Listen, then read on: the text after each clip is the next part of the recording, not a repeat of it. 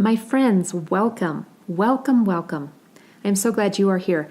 My name is Donna, and this is the introductory episode to a podcast called The Spiral Path. This podcast is a venue where my sister Diana and I can share some ideas and possibilities, some practices and understandings that we have gained once we begin seeking. Seeking what? Higher, deeper, and broader truth. Specifically, we have been studying truth that goes beyond our human illusion or delusion. This lifetime that seems so very solid and real, and yet the further scientists experiment with things like quantum mechanics, they report that everything we're so certain exists can be reduced to particles of light and then reduced again to simply information. So we have studied truth that both transcends these human lifetimes and also encompasses them at a level that answers questions like, why are we here? Or why does our world seem to offer so much pain? Or maybe, how can we make the most of these experiences that we call a life? As an introduction, I want to talk about my own seeking journey, what is truth, and 1,000-piece puzzles. Most people who teach, write books, host seminars, or share in any way are really just trying to provide others with shortcuts. And I am no different. Diana is no different.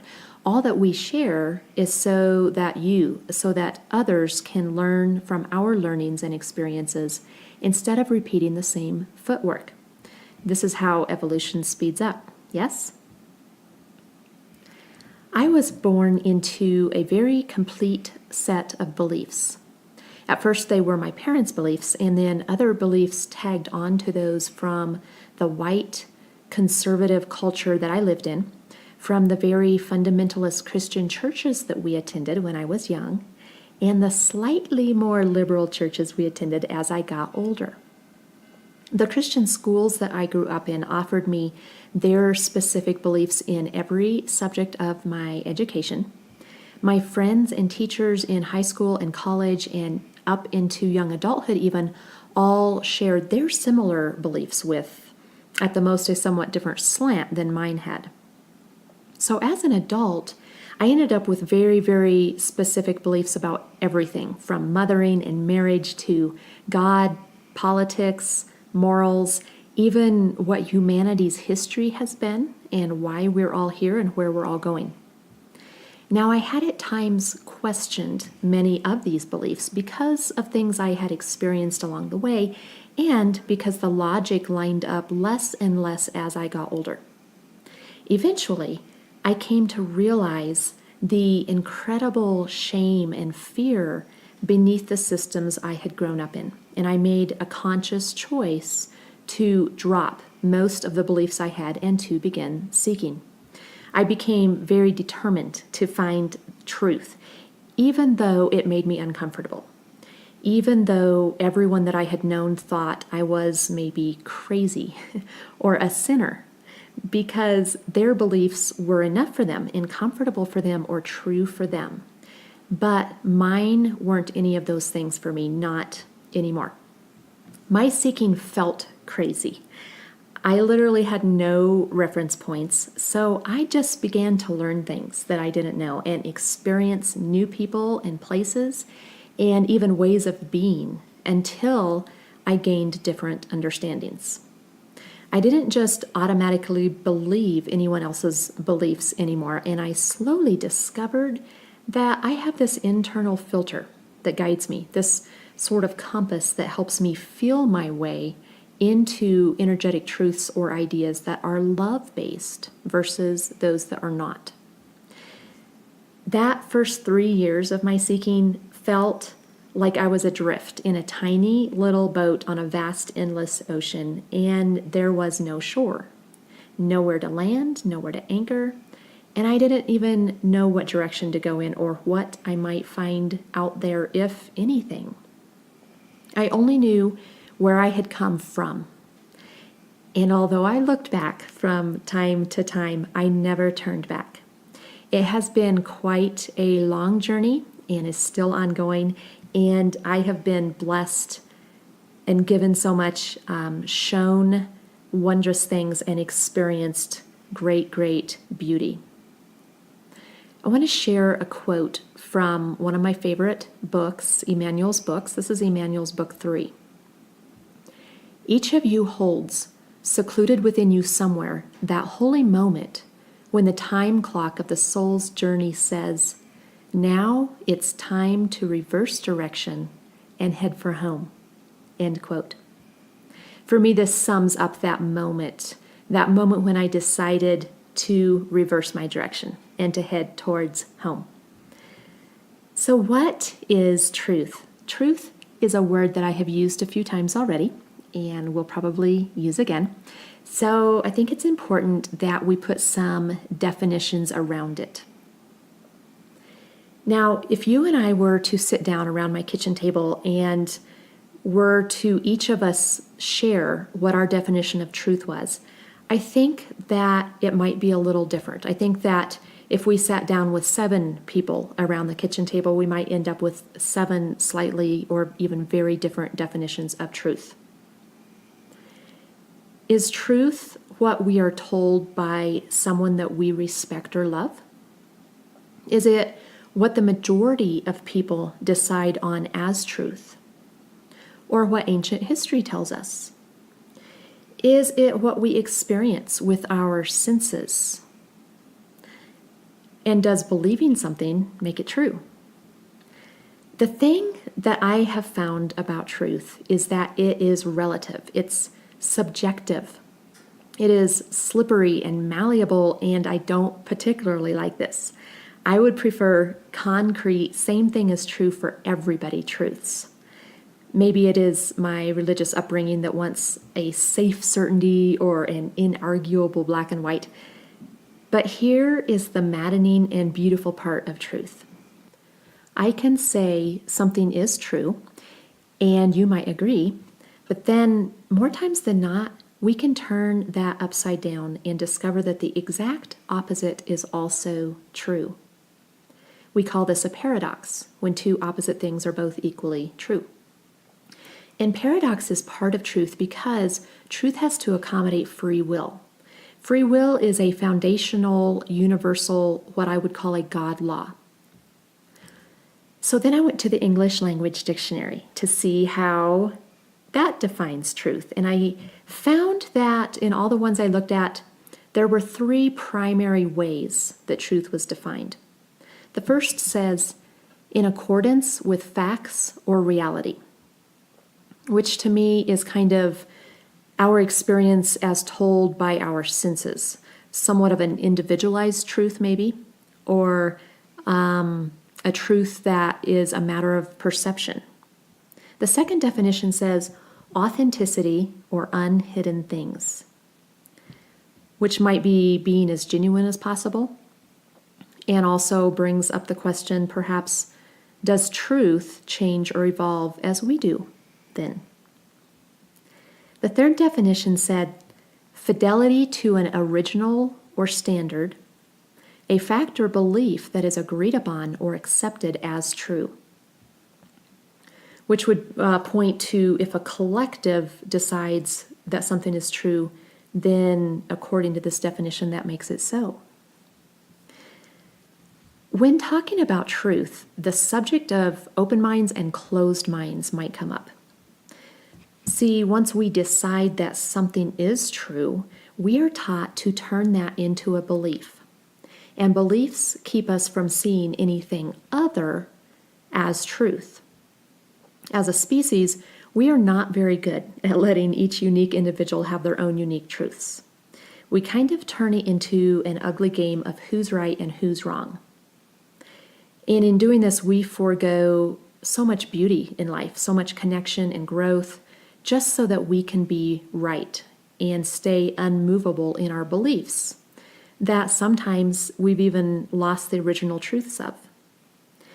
So this whole truth process might possibly begin with open minds and closed minds, and it has been my experience, that an open mind tends to be a matured mind. So often, open minds seem well used or travel worn, creased and stretched, and possibly aged.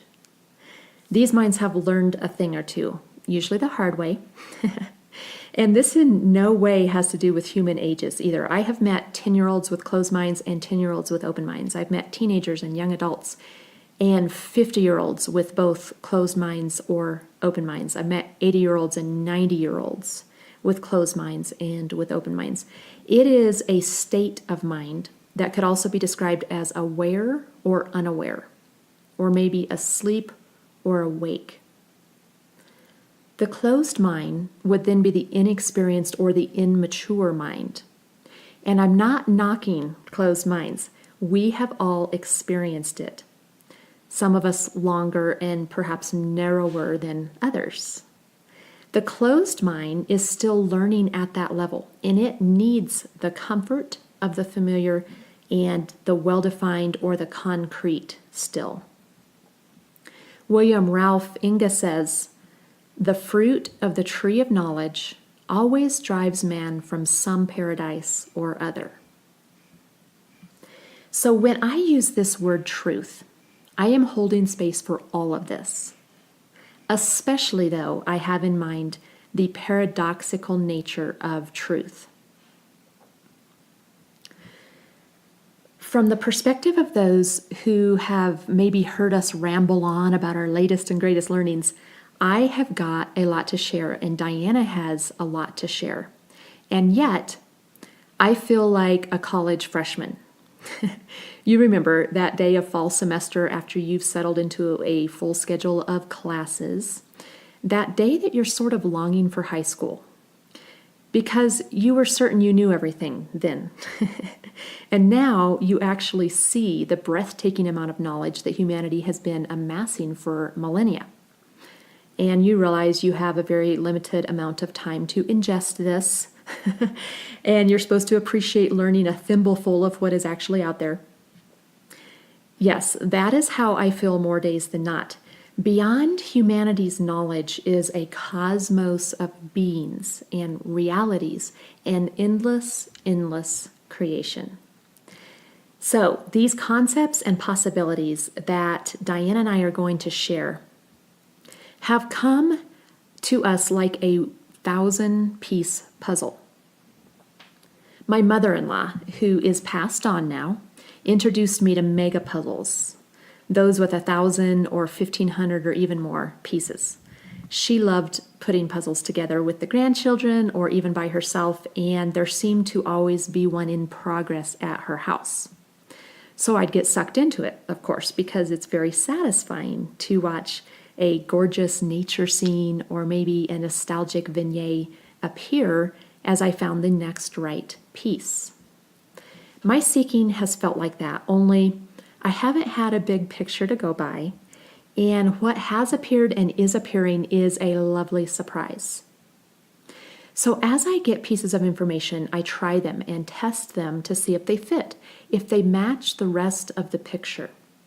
And this is a process of not just intellectual examination, but feeling into the truth of something, and more than anything else, testing it by holding it up to the light of love. So where does my puzzle pieces, my information and understandings come from? Well, intellectual learning and lived experiences, and hearing others' lived experiences. I have read several thousand books and articles. One of the most wonderful things that came out of my childhood Christian education was we were actually trained to be speed readers. We used what was called the reading machine every day. So being a speed reader, I read 2 to 3 books a week. And then, of course, I listen to podcasts by great teachers and attend workshops and lectures and seminars. And then I have dream journeyed and visioned, and I meditate every day and have experienced many energetic practices and healings. I have listened to the stories and belief systems of diverse people people that are very, very different than I am, as well as people that are more like I am. I've also worked in corporate America with taxes and finance and managed various demographics of people in office environments, serving clients at their high and low moments. And then I've worked in law enforcement with crime and intelligence and both the darkness and the great, great light of humanity. I am a parent that has made it through babies and toddlers and all the way up to college age, successfully, I think. I am debt-free, even the mortgage, and I mention this because it is somewhat of a rarity, I have discovered.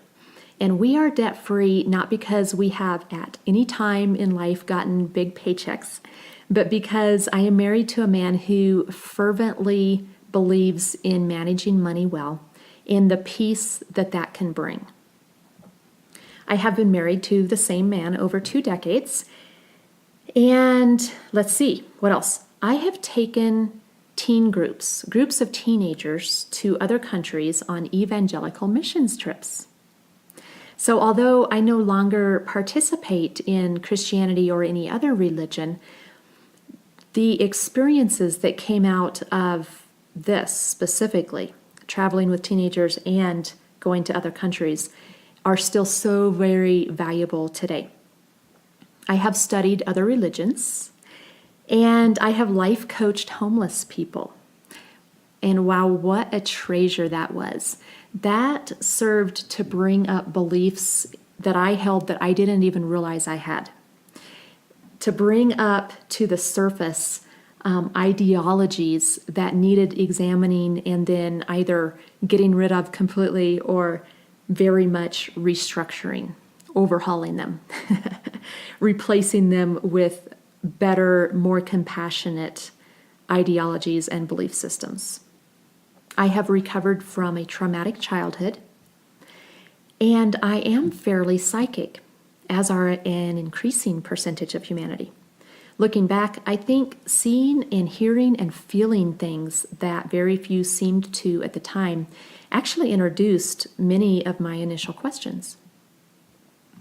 So this is a bare sketch of what some of my experiences have been, just to give you an understanding of where I started from and some of the things that have influenced my expanding pictures of God and of humanity and souls and before and after life, our purposes on earth, and all that earth life contains. And of course, these pictures continue to grow and morph as my understanding does. Thich Nhat Hanh says, "Do not think that the knowledge you presently possess is changeless, absolute truth. Avoid being narrow-minded and bound to present views. Learn and practice non-attachment from your views in order to be open and receive others' viewpoints. Truth is found in life and not merely in conceptual knowledge. Be ready to learn throughout your entire life and to observe reality in yourself, in the world at all times." End quote. One more thing that had a big impact on this path of seeking. Several years ago, Diana and I got this idea of writing a fiction series of books set in Atlantis. And at the time, Atlantis was just a fairy tale to us. But as we began to research Atlantis, we quickly found there is a great body of evidence out there that not only Atlantis, but other ancient and very advanced civilizations have existed. So researching Atlantis for the book series was another path that led us to larger perspectives based on very ancient knowledge.